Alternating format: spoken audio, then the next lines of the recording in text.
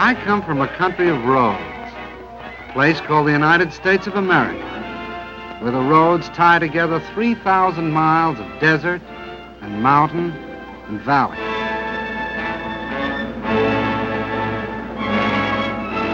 Because of the automobile, Americans who live 100 miles from each other are as close neighbors as the man next door.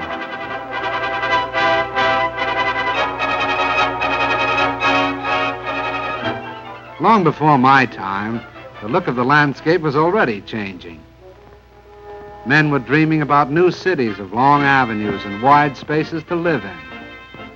These cities were planned. They were even built. But in miniature, only. Because this dream, like every other dream of a free people, was threatened, the men of my country went to war.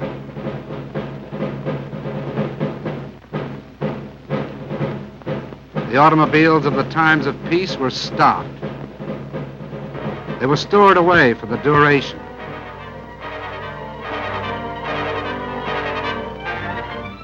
A new kind of Army mule on wheels was needed to keep up with the motor divisions that took to the highway. And that's what I was going to be. The job of figuring me out was given to the automobile industry. Every year, men like these had designed a new and more beautiful collection of cars. These new models were presented like debutantes at auto shows that were the social events of the season. In the hands of these experts, there was no telling just what I might turn out to be. A beautiful sedan, maybe, with all the gadgets and devices. A handsome roadster. Maybe a peacock. They worked on me and worked, and finally, here's what came out. Can this be an automobile, men wondered? Looks more like a four-wheel Beetle, one of them said.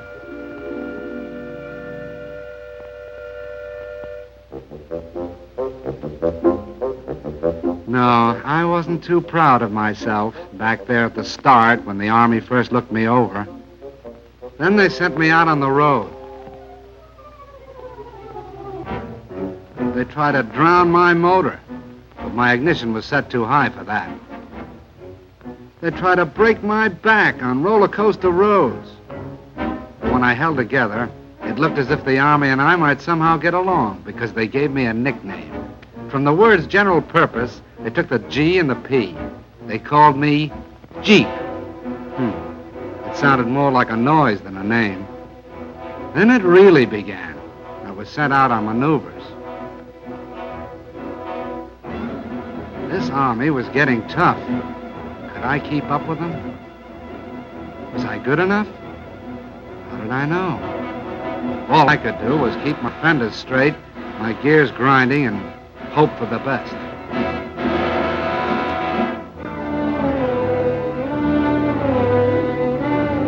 And the things they asked me to do, like rivers, for instance. I had to be light enough to cross water in my own canvas tarpaulin. Lucky I didn't weigh more than 2,200 pounds. And it was lucky that I wasn't any bigger than 11 feet long and 5 feet wide and 3 feet high. Because when the outfit took to the air, they expected me to go right along with them.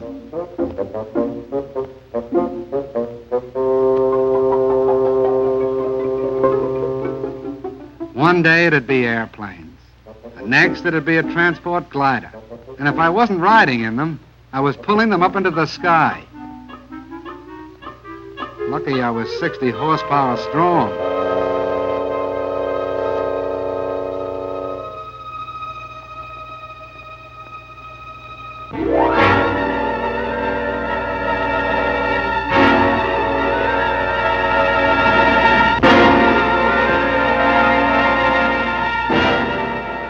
The Army was getting tougher, preparing itself for the big offensives that were coming. And I had to get tougher to keep up. I'll say one thing. No matter what they asked me to do, pull cannon, break my own road through the underbrush, or keep moving at better than 70 miles an hour, it was no worse than what my driver was ready to do himself. The American soldier and I got along fine, like a good rider and a horse. We got to be pals. But even so, I had my doubts. Most of the machines around me had proved themselves in battle. I was still on probation.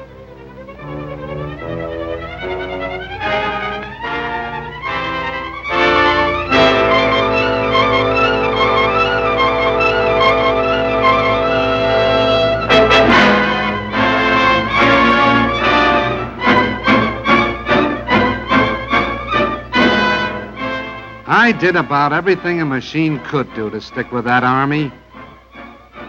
Stood up to gunfire and mounted a gun of my own. I laid down smoke to hide the tanks that followed.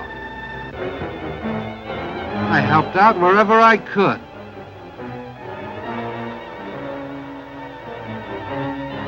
I even learned how to splash across rivers.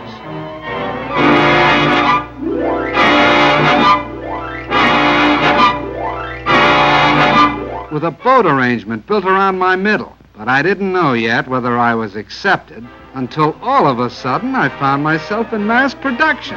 It meant only one thing. I was a success. I was getting turned out 1 every 2 minutes. 30 Jeeps an hour. What do you think of that? All of a sudden, I found that I was a popular kind of character. I was marching right up there in front with the band.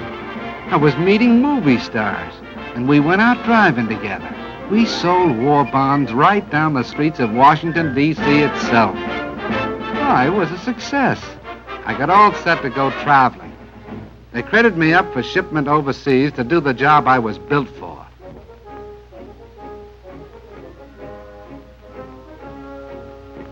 I was sent over by the thousands.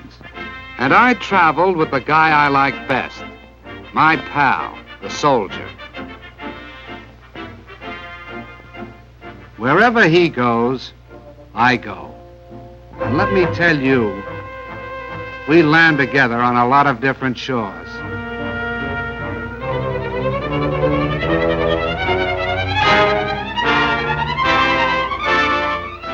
I went to work in the South Sea Islands. I fought mud in North Africa. I went sightseeing in Egypt. And in China, I teamed up with General Stilwell, with General Chennault and his Flying Tigers. I kept from freezing up in Alaska and from boiling down in Timor. I traveled with General MacArthur in New Guinea. I was a success. I hobnobbed with famous people, like Wendell Willkie, with King George, and Queen Elizabeth. I went out with presidents. I was with Mr. Roosevelt in Casablanca. And I was part of the victory in North Africa. I was a success. But the thing that makes me a success most of all is this. I've made a friend. I mean the soldier. Wherever you see one of us, the other won't be far behind. And that goes for now, when we're fighting together, and for after the war, when we'll be building together.